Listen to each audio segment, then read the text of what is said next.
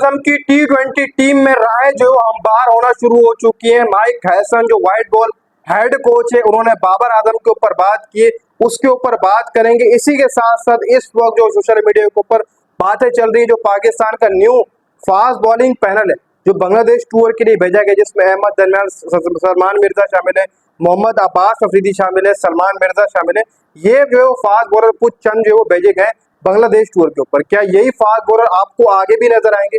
T20 tour जो होगा अगला, वेस्ट इंडीज टूर, उसके ऊपर नजर आएंगे। फिर आगे एशिया कप आ रहा है, फिर T20 वर्ल्ड कप आ रहा है, उसके ऊपर काफी लोग बात कर रहे हैं कि यार हमारा आगे एशिया कप आ रहा है, वो बड़ा कप होगा, फिर T20 वर्ल्ड कप आएगा। क्या ये उसके लिए पैनल सेट किए जा रहे हैं? क्या ये उसके लिए फास्ट बॉलिंग की तैयारी है? क्योंकि हसन अली भी इस वक्त आपको नहीं नजर आ रहा है और कोई मेन फास्ट बॉलर भी हमें नहीं नजर आ रहा जो हमें पहले या दूसरे ओवर विकेट निकाल कर दे दे। उसके ऊपर भी आगे चलकर जो बात करेंगे। सबसे पहले बात कर लेते हैं माइक हैसन के ऊपर। माइक हैसन ने एक बार फिर से बाबर आजम के ऊपर बात की और जो कुछ खबरें चल रही थी, माइक हैसन ने ये कहा है कि बाबर आजम अभी फिल वक्त T20 टीम में अगर वापस आना चाहते हैं तो वो विकेट कीपिंग करेंगे। उन्होंने कहा है कि जी बिल्कुल ऐसी कोई बात नहीं है, क्योंकि बाबर आजम का वो रोल ही नहीं है कि वो विकेट कीपिंग करेंगे।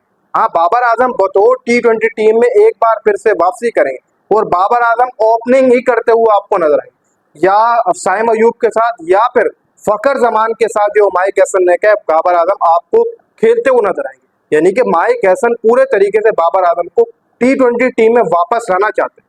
इसी के साथ साथ माइक हैसन ने यह भी कहा है कि जरूरी नहीं है कि आप 150 प्लस के स्ट्राइक रेट से T20 में खेलें, टीम में खेलें। 150 आपका प्लस स्ट्राइक रेट और आप चलते रहे, ऐसा कुछ भी नहीं है। मैं प्लेयरों को ऐसा कुछ भी नहीं कहता हूँ कि आप 150 प्लस के स्ट्राइक रेट से आप खेलते रहे, नहीं, बल्कि हमें मॉडर्न डे क्रिकेट खेलनी है जो इस वक्त चल रही। और हमारी जो T20 टीम का सबसे बड़ा मसला है वो हम स्लो क्रिकेट खेलते हैं। मौजूदा टाइम की जो मॉडर्न डे क्रिकेट है हम वो बिल्कुल भी नहीं खेल पाते। देखो, अगर 150 प्लस का जो स्ट्राइक रेट है उसको देखा जाए इस वक्त मौजूदा T20 क्रिकेट के अंदर, तो वो कुछ मायने नहीं रखता। आपको इस स्ट्राइक रेट से बहुत ज्यादा काफी ऊपर खेलना होता। अगर एक ओपनिंग करने वाला बल्लेबाज है तो वो लगभग 200 के स्ट्राइक रेट से या फिर उससे कम के स्ट्राइक रेट से T20 के अंदर खेलता हुआ नजर आना चाहिए, बहुत ज्यादा जरूरी है। जो आपका एक अपना मौजूदा स्ट्राइक रेट होता है T20 में, वो मेरे हिसाब से इस वक्त आपका 150 होना ही बहुत ज्यादा जरूरी है।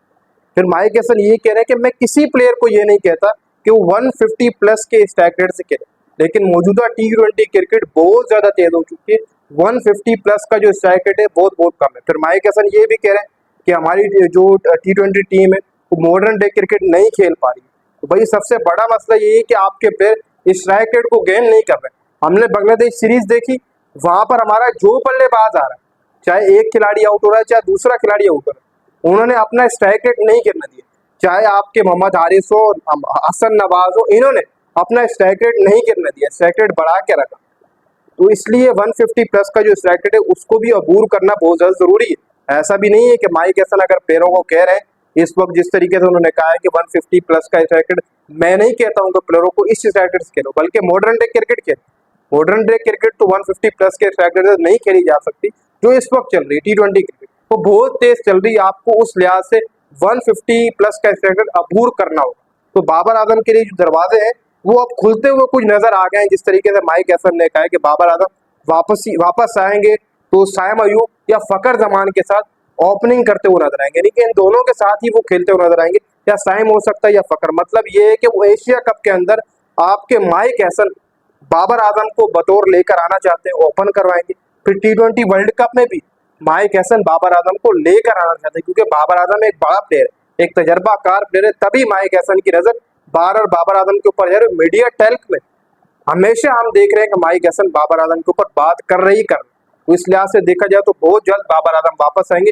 इसी के साथ साथ माइक हैसन ने यह भी कहा है कि आगे चलकर जिस तरीके से हसन अली है वो वेस्ट इंडीज टूर पर हमें अवेलेबल होंगे और हसन अली की जगह हम सलमान मिर्जा को लेकर आए। हसन अली में अवेलेबल नहीं है। हारिस रऊफ वैसे भी इंजर्ड है, नसीम शाह के साथ इंजरी के मसाइल है, मोहम्मद वसीम जूनियर के साथ इंजरी के मसाइल है। इसी तरीके से हमारे जो इस वक्त मौजूदा फास्ट बॉलर है सलमान मिर्जा, वो मौजूद है। फ़हीम अशरफ है, वो वैसे भी ऑलराउंडर है।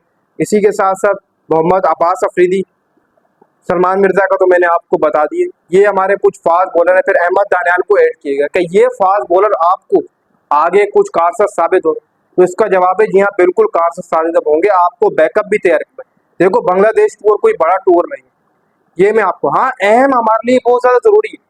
लेकिन इसका मतलब ये भी नहीं कि हम बार बार उन्हीं फास्ट बॉलर को खिलाएं। आज अगर हारिस रऊफ इंजर्ड है, शाहिन शाह अफरीदी को आप देख लो तो उसके ऊपर उन्होंने बात की कि वो भी वापसी करेंगे, यानी कि आगे चलकर वो वापसी करेंगे, जिसके ऊपर बात चल रही थी कि यार पीएसएल के अंदर अच्छी बॉलिंग की शाहिन को आना चाहिए, तो वो भी आएंगे। बाकी जिस तरीके से रहेगा हारिस रऊफ, नसीम शाह, अगर हमारे फास्ट बॉलर इंजर्ड हो रहे हैं तो इनको रेगुलर पिछले 4-5 साल खिलाया गया। आज नसीम शाह रेगुलर 5-6 साल खेले तो आज आप उनकी पेस देख लें, स्विंग भी नहीं। रेस्ट देना भी बहुत ज्यादा जरूरी होता है, इंपॉर्टेंट होता है। हम देखते थे हमारा जिम्बाब्वे टूर होता था तो वहां पर भी शाहिन, नसीम, हारिस जा रहे होते, जो कि बिल्कुल गलत होता है। अब हमारी रूटीन चेंज हुई और ये रूटीन अच्छी है। जब आप देखें कि यार हमारे सामने कुछ छोटी टीम है जो रैंकिंग के अंदर हमारे से नीचे, हम जब उसके खिलाफ स्क्वाड की अनाउंसमेंट करें तो हम उसमें यंग फास्ट बॉलर्स को मौका दें, जैसे दिया गया। और ये सही अच्छी बात है, देना भी चाहिए, ताकि जो आपके डोमेस्टिक परफॉर्मर्स है उनको मौका मिले, वो भी ग्रूम कर सके। अहमद दानियाल ने ऐसा देखा जाए तो विकेट शुरू में अगर नहीं भी निकाल के देते कोई मसला नहीं, सलमान मिर्जा है कोई मसला नहीं, मोहम्मद अब्बास हफीज जो है वो तो अच्छी बॉलिंग करते हैं। जब ये इनसे सीखेंगे एक आध T20 सीरीज के अंदर, इनको कोई नया कुछ सीखने को मिलेगा। और बांग्लादेश की जो विकेट्स है वो आप सबको पता है कि डेड विकेट्स है, तो वहां पर तो वैसे भी इनको बॉलिंग कराना थोड़ा बहुत मुश्किल होगा, लेकिन भेजा तो गया। उम्मीद तो ये करेंगे कि अच्छी बॉलिंग करें, ये सिर्फ और सिर्फ बैकअप है। आप अगर ये समझ रहे हैं कि यार ये सिर्फ इनको डाल दिया गया है, सलमान मिर्जा, अहमद दानियाल को, मोहम्मद अब्बास अफरीदी को, तो फ़हीम अशरफ को, तो यही जो है फास्ट बॉलिंग पैनल में सेट रहेंगे आगे तक, बिल्कुल ऐसा नहीं। नसीम भी वापस आएंगे, हारिस भी वापस आएंगे, शाहीन भी वापस आएगा T20 टीम में, ये मैं आपको बता दूं। इसी के साथ बाबर भी वापस आएगा T20 टीम में। और ये चीज आप कुछ महीनों के अंदर अंदर देखिए। मुझे जब तक यहाँ से खबर मिली है उड़ती उड़ती, वो यही है कि बाबर, शाहीन, ये नसीम, हारिस, इनका एक दफा फिर से T20 टीम में वही पुराना दबदबा होगा। बाकी जो फास्ट बॉलर अभी ऐड किए गए वो सिर्फ इस लिहाज से किए गए कि बाकी फास्ट बॉलर को रेस्ट दिया जाए। और बांग्लादेश टूर कोई बड़ा टूर नहीं।